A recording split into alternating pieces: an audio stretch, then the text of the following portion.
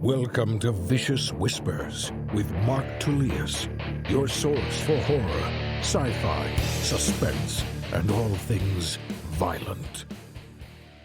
Thank you so much for joining me today on Vicious Whispers with Mark Tullius. Another exciting episode. I don't know how exciting it is for you.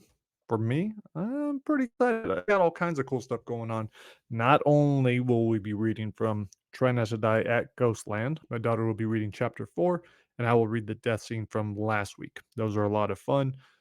There is a group on Facebook, Try Not to Die at Ghostland. Readers are sharing their favorite deaths, how many times they died, all that kind of fun stuff. I still want to put together an app for that can where everyone can track their deaths, what their favorite deaths were, what percentage they survived, what location they're reading. I thought that'd be kind of cool to see people dying all around the world. Nah, I don't want to see people dying all around the world. I want to see people reading, trying to die all around the world and killing our characters in those books. Again, something I could not do on my own. I'm pretty excited about it because, yeah, putting out book 7. I'm about to finish up back at grandma's house. That one is going to be a much shorter book, probably only half the size of these other ones. I'm doing that one on my own, but pretty sad, pretty disturbing stuff. And after that, I will do the Dark Fairy Tale, probably Super High. I think Dark Fairy Tale and Super High are going to be coming out on Kindle Bella before they come out in print. I'm not going to rush those as much. Part of the reason is I just had a great talk with an agent, and she would like more. We talked about a series that I had pitched to her that she really liked.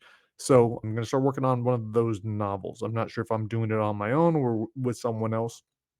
So a small little break from Try Not to Die while I focus on that. The really cool thing about it too is I kind of feel like, do I want to do it? Do I not want to do it? The thought of not taking advantage of a proposal being accepted by an agent, that would never have crossed my mind before, especially a good agent that I would want to work with. But just I have so many projects that it's difficult to consider, what the right move is. Like, okay, do I do these and put off everything else for a little while or slow everything else down? And so a lot of trying to figure that out. But it would be really nice to sell something to a big publisher. But also with the agent, I talked about Frankfurt and my strategy going in, that she'd be able to help with any foreign rights if I could land any offers.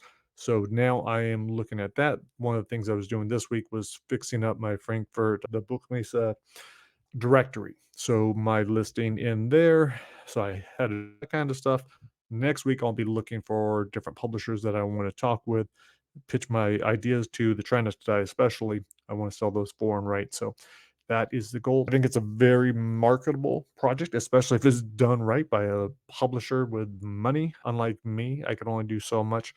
I'm doing so many different small things that it's really hard to spend time doing much of anything. Like Try Not to Die at Ghostland. I don't even know the last time I posted. I post on social media every once in a while, but because of how many books there are, and if I'm even posting on a book, like who knows how many times I'm actually sharing that kind of stuff. So I don't do a great job with that. I just got a lot of shit going on. Anytime that you guys are able to do that for me, I sincerely appreciate it. It's super cool having readers who enjoy my work, that are looking forward to my work and my co-author's work. So thank you guys for that. But yeah, sharing the podcast, sharing reviews, sharing any kind of recommendation is super awesome and always much appreciated. All right, now on to jujitsu. I was all pumped about it last week. I went to Open Mat on Sunday, and that was awesome. Got a lot of rolls in, felt really good, really strong. I signed up for ADCC. I registered, did all that. I was proud of myself.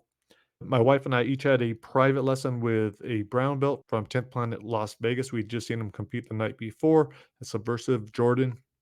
That was awesome. Learned so much in such a short amount of time. So super cool, excited about that. The next night, one of our teammates who was going to compete, she really injured her knee in practice. And another person that was going to compete on the team had a bad knee and someone else was hurt. So the team decided to cancel. So I am not going. If it was local, I think I would still go, but I'd have to fly to Scottsdale, which I really don't care to do, and be in that heat and just spend all that time. So I'd rather do that closer to home. I'd rather do it with the team. So since they are not doing it, I am just going to have to figure out whether or not I can get money back or just put it to the next competition, the next ADCC Open. I also had acupuncture this week to work on, and I just focused on my knees because my knees are a wreck. But also had a good talk with my surgeon who was telling me, he's like, "You know what?" He's like, "If you're able to compete, if you're able to train, if you're able to do all these things and you're just having to deal with the pain," he's like, "I suggest you just do it." He's like, "Surgery will be for when you can't do the things that you want." So I really liked his approach. I'm still going to go and try to do the stem cells and other things to heal, but the knee does seem to be getting a little bit stronger. Sure, I might blow it out all the way, but that's a risk I'm willing to take. And then I'll do the surgery because he said it's a long recovery. ACL is torn and the meniscus is all messed up. He said we could go in and remove some of the meniscus, but even that would be like 3 weeks off. And I don't see the point. And he didn't see the point either fixing my knee because my hip is in such bad shape. And then he said there's also a problem if I fix my hip first, the knee is going to be a problem for rehab, and I shouldn't do both at the same time. So we'll see. Hopefully, I'll never get to that point. Maybe I will be dead before then. Try not to die before a fucking hip replacement, right? I wasn't sure what I wanted to talk about besides Ain't No Messiah being free. So I asked the Dark and Disturbing Fear-Filled Fiction group what I should talk about today. I think they had a couple, well, I know they had a couple questions. Here I am pretending like I haven't already read this shit. I just forgot what they were. I wasn't really paying close attention, but we shall check it out now. Awesome. We have 3 questions. The first one is from Emily. So, which Try Not to Die in Ghostland death scene was the hardest to write, and which was the funniest? Hmm. Well, I didn't write all that many of the death scenes. I helped Duncan create them, but he really did the writing. I can't take credit for much of this book. Which ones were super disturbing? Man, I don't know. One thing that just bothered me quite a bit was the killing of the little baby Michelle. Can't believe Duncan forced me to do that. I didn't really fight him, so that was a little bit hard. Wasn't sure about that, but it wasn't like too crazy or anything. But that wasn't a big deal. I don't know. There were a lot of cool ones. I really love what he did with the characters of the magician. I forget his name and his assistant. So that one was a lot of fun. One that I talked about on the podcast when I first came up with it, pulling Lucy up in the air and ripping out her hair. I thought that was a lot of fun. So those were some of the ones I kind of remember, but man, it sucks because so much of that is already gone, so much of it is already forgotten. If I had done more of the writing, maybe I'd be remembering, but it's like, okay, well, I've been thinking there's been Death Fest since then, all those deaths. Then there have been starting to think of all the dark fairy tale deaths, and some of those are so fucking brutal. That's part of the reason I'm just taking a little break on it. And then I've been doing the deaths for back at Grandma's house. So I was like, okay, what was it for fucking Ghostland? What were the ones in Wizard's Tower? What? So definitely, but those are some of the ones that stick with me. I think reading through the death scenes is going to be a lot of fun. That will spark my memory. And we have to remember, I'm a 50-year-old stoner with a lot of memory loss from getting hit in the head, partying, all those terrible decisions. All right, Alvin. Are there any unique tools or techniques used to keep track of the story paths and outcomes in the Try Not to Die books? Hmm. Tools or techniques I use to keep track of the story paths and outcomes. Not really, man. On the very first Try Not to Die, not at Grandma's house, but the one that was the basis or the precursor to Grandma's house. It was at a Grandma's house, but had nothing to do with the story. For that one, it was going to be interconnecting paths. It was going to be all over the place. So I drew this giant map and had to really lay it out. That one was incredibly complicated. So I stopped that. But really, all I do now, I break everything down into, I have a big sheet of paper and I break it down into about 24 squares or so. I know there's probably going to be somewhere between like 20 to 26 different chapters for the Try Not to Dies. And then I realized, okay, well, that chunk is probably going to be the start. What happens in those first 4 blocks? And then just write them in. And then the same thing for, the finale is going to be the last probably 3 to 4 blocks. What happens there? And then fill out the rest.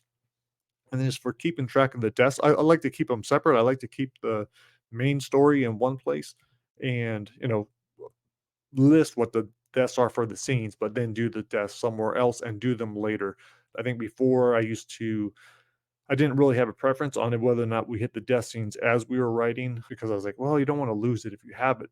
But I found it's better just to write the whole story. Then you can find the decisions. You'll know the death scenes better. You'll know the whole story better. So that is what I recommend to my co-authors, like Alvin. His book is going to be awesome. All right, we got Don Young. Prepper bug out bag question. What do you have in your vehicle that would help if you broke down and needed to survive a horror movie all on your own scenario? What do I have in my car? I guess I could go out and look, but I probably don't have shit. I probably have a bunch of trash. I could throw trash at people, enough to light a fire with, keep me warm for a night. What else is in my car? I don't know. Probably something in the back. Probably something metal, something I could use to bash someone's head in. I'd like to do that. I have a couple books in there. Maybe I could barter those for some liquor and cannabis. There might be some cannabis. No, there's no cannabis in there. I wouldn't have cannabis in my car. But yeah, no weapons. There might be money. I could probably buy something if money's still useful. But yeah, I think I'm going to have to try to take someone else's vehicle, possibly their life. Hopefully, they're a bad person. Hopefully, they had it coming. I wouldn't want to hurt an innocent person. But then again, odds are they already have a gun and they shoot me because they were better prepared, unlike myself. All right, Don, thank you for your question. Sorry, I don't have a better answer. All right, guys, before we go, Ain't No Messiah, remember, that is free on Kindle Unlimited. I read Lisa's review of it the other day. Thought that was awesome. Let her know how much I appreciated it. But I thought it'd be fun to read. Oh, wow. We don't have a 1-star review. I thought this thing for sure would have a 1-star review. It's probably had a lot of people that did not finish, but which is cool. So let's go with the 2-star reviews. I think this is a good way to tell you what the book is about because I don't want you reading it if it's something that would offend you. For sure. Don't want that. All right. Teresa, it started as a good idea. This type of book is normally right up my alley, but I give the story to be a long and winding road, too winding for me. The story starts out interestingly enough, but doesn't paint a clear enough picture. Then it skips around and around with bits of information. I'm assuming to keep you hooked, but it bored me. It took way too long to get through this book. I liked the idea, the story map, just not the way the story was told. So yeah, that's 100% legitimate. That's while writing, that's something I definitely had to take a look at with Brightside, with this, like all the different flashbacks. How long do I want to take? Am I all over the place? Is it interesting? Is it not? So I completely get that. All right, here's another one. This is a 2-star review by C. All right, so this was weird. A ton of violence and death, sex and manipulation. I get that Joshua was to be the second coming of Christ. Great. But I'm so confused when it comes to certain things. Why so much sex? Who was Joshua's real mother? Where the hell did his brother go? Who was his dad? Honestly, I thought about giving up 34% of the way through the book, but decided to see it through. I'm not happy with the way it ended and more likely won't be picking up the second one anytime soon. Again, I get it. All right, last one. Michelle, not my cup of tea. I had a hard time getting into the book. It has so many unneeded branch offs and plot turns that I had a difficult time staying attentive to it. Granted, the religion basis isn't my genre, and that might have had something to do with it. I just felt there were unnecessary parts that added nothing to the plotline. All right, so there you have it, guys. People that think Ain't No Messiah sucks. Bummer. But hey, that's part of it. All right, let's go with the last one. JC. JC, thank you, by the way. JC has left so many incredible reviews. Yeah, super grateful. Thank you so much. This one is another awesome story by Mark Tullius. Poor Joshua. He starts life as a stillborn, but miraculously starts to breathe. His father takes this as a sign that his newborn son is the next Messiah and should be raised as such. Throughout Joshua's life, he escapes near death episodes from being hit by a truck, having a tree fall on him, and even survives an acid incident. All things which his father exploits to try to grow his congregations of believers. Wait until you see how it ends. But just don't ask that other lady that hated the ending. Thank you, JC. That's super cool. Another quick one by Teresa Mott. I just finished this, and all I can say is wow. I loved it. I've had it for a while, and I don't know why I didn't read it sooner. I highly recommend it. Wow, what a story. So that's super cool. Thank you guys. Thank you to everyone that left a review, whether it was more negative, more positive, whatever.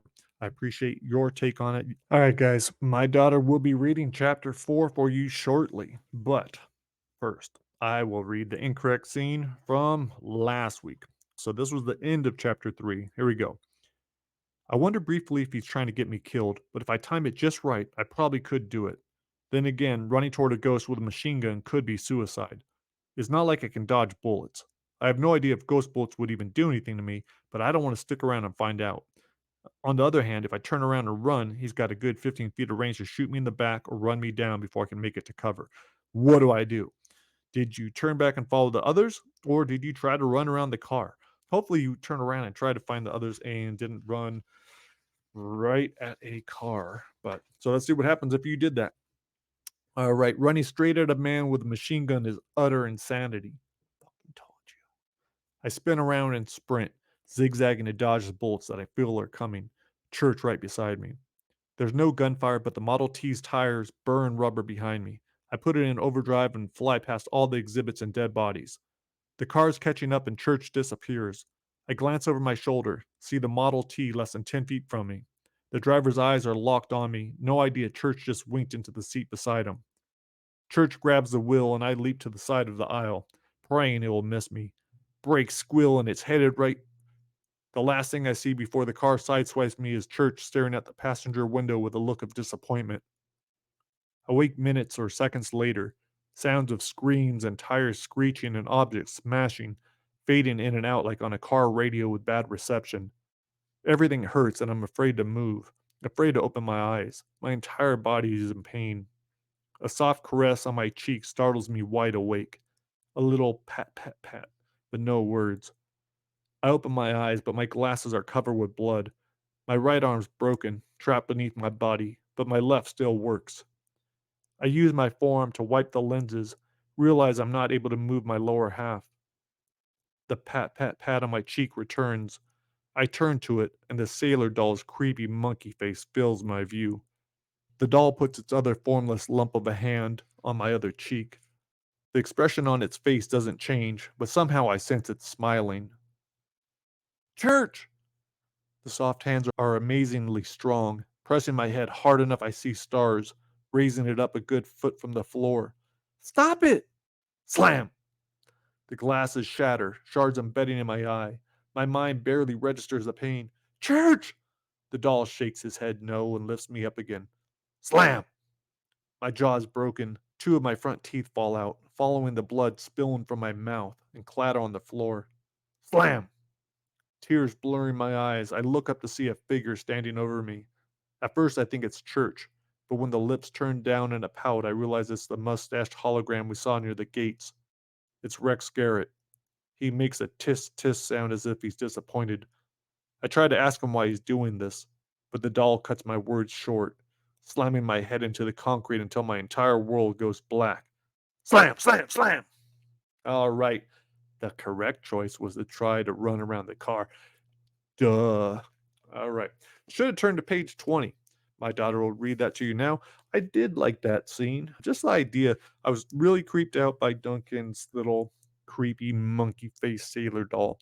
So I thought it'd be fun for him to, with his soft hands, to pick up the head and smash it over and over. So, Emily, I did enjoy that one as well. I'm sure there's other ones that I like way more, but that one was fun. All right, guys, hope you are enjoying it. Thank you so much for listening. Here is chapter 4, narrated by my lovely daughter, Olivia Tullius.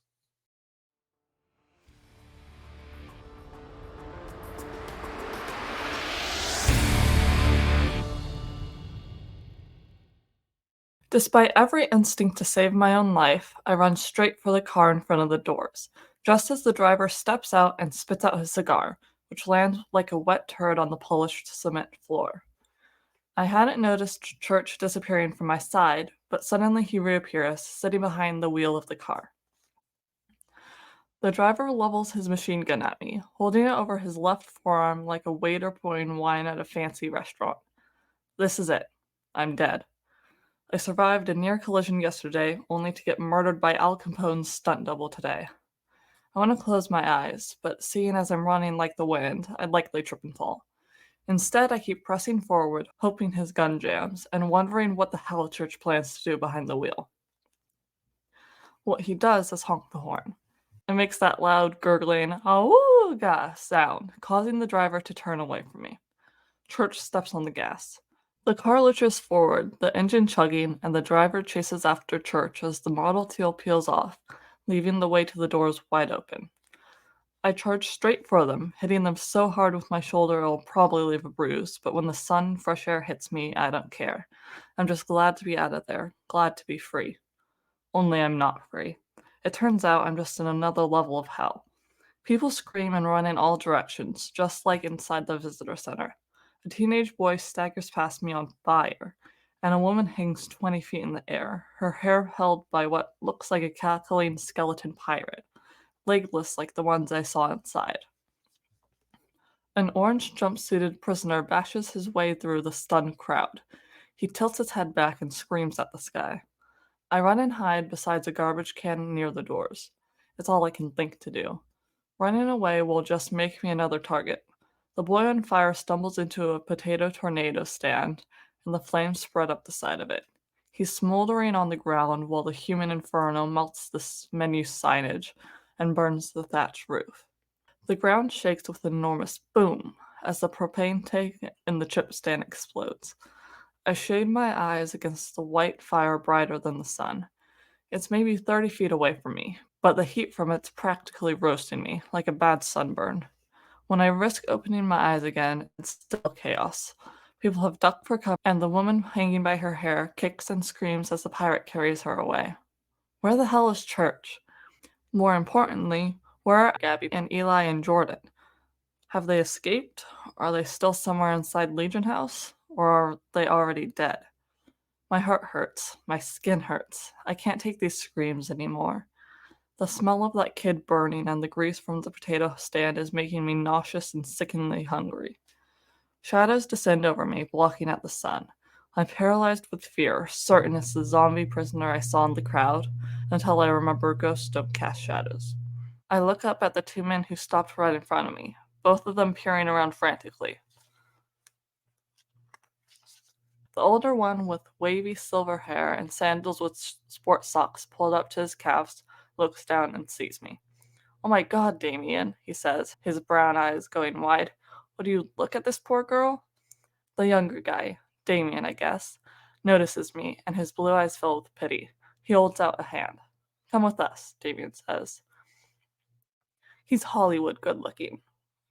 Coiffed hair, perfect tan, white teeth, toned under his too small t-shirt. I shake my head. I just want to stay hidden until Church gets back, but these two are ruining my hiding spot. "You have to come with us," the older man says, looking at Damien. Takes the silver-haired man's hand with the one he's not holding out to me. I know they're trying to tell me without telling me that they're a couple, that I'll be safe with them. "We can protect you," Damien says, looking very near panic. "You'll die out here on your own."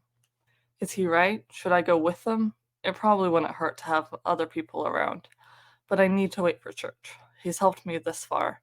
I'd be dead already if not for him. I would have died yesterday.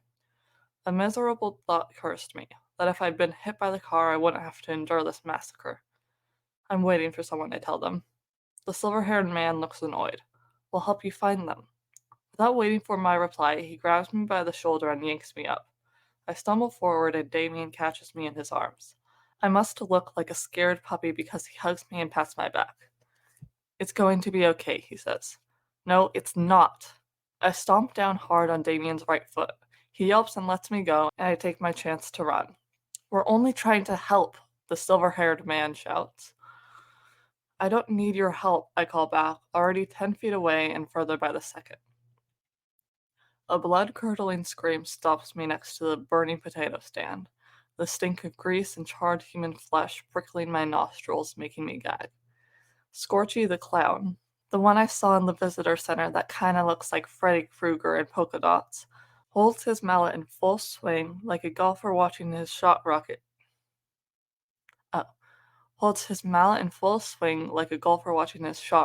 Damien's still screaming, and when I see why, I almost join him. His silver-haired partner has been decapitated. The severed head rolls towards me as the older man's headless body crumples at the knees and falls towards the ground. "You bastard," Damien shouts, grabbing at the gore-streaked head of the mallet. They fight over it, but the clown doesn't seem too bothered. His blink-wide eyes watch the severed head roll to a stop by the burning kid. The silver hair catches fire and burns with an awful smell. "Run, you idiot," I wail to Damien, too scared to say it out loud. But Damien, the action star, still thinks he can fight his way out of this. They thought they could save me, but they couldn't even save themselves. Or maybe they would have if I hadn't rejected them. Maybe we would have gotten away in time. Too late to change my mind now, with the elderly man's head and overcooked marshmallow next to a pile of charred flesh and bone that was only minutes ago a teenage boy with his whole life ahead of him. Damien grabs the mallet with both hands and pulls, which finally attracts Scorchy's attention. The ghost regards him without expression, then simply lets go of the handle. Pulling the old prank Damien was too scared out of his mind to expect. The mallet smashes into his face and he falls flat to his back. Scorchy points at the prone man, his gloved hand looking like the Arby's mascot got too close to the oven, and throws back his head with a horrible gurgling laugh.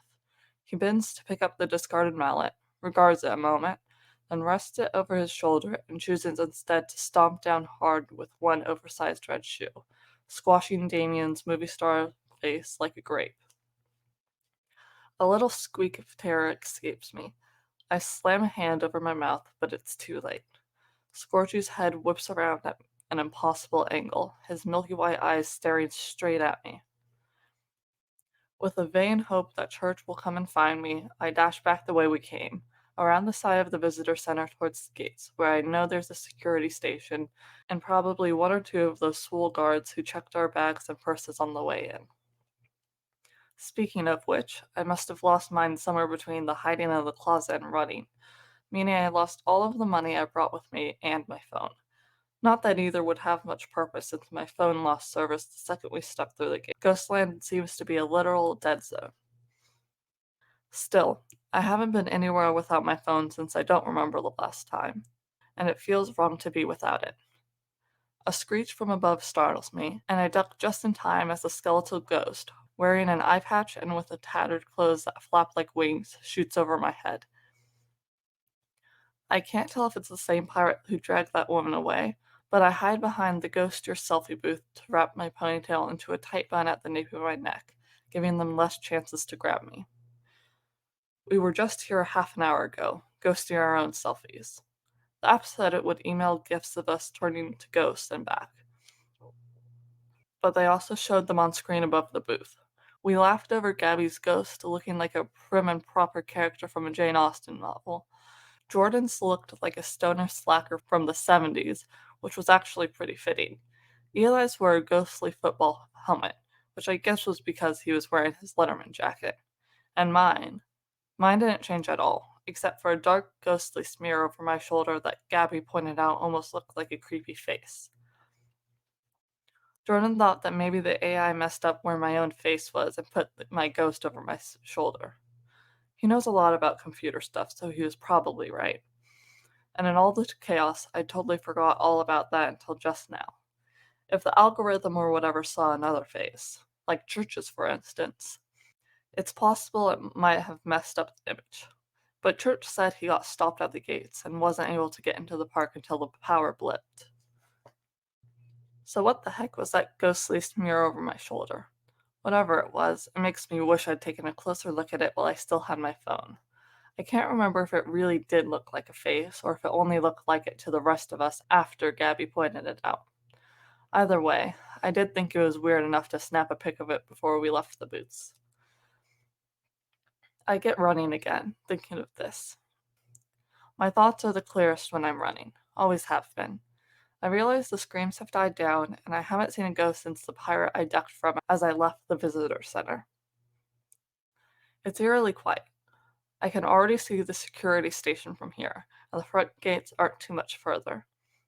But the visitor center isn't all that far behind me either. I'm barely winded. I could probably make my way back to Legion House just as quickly as it would take to reach the gates. It might be difficult to find wherever I dropped my phone, but if my friends are still alive, even if cell service is out, maybe I can use the GPS tracking app that Gabby and I put on our phones to find them. If Church was lying about not being able to get through the gate with us, I need to know why. If it wasn't church, I might be in more trouble here than I thought.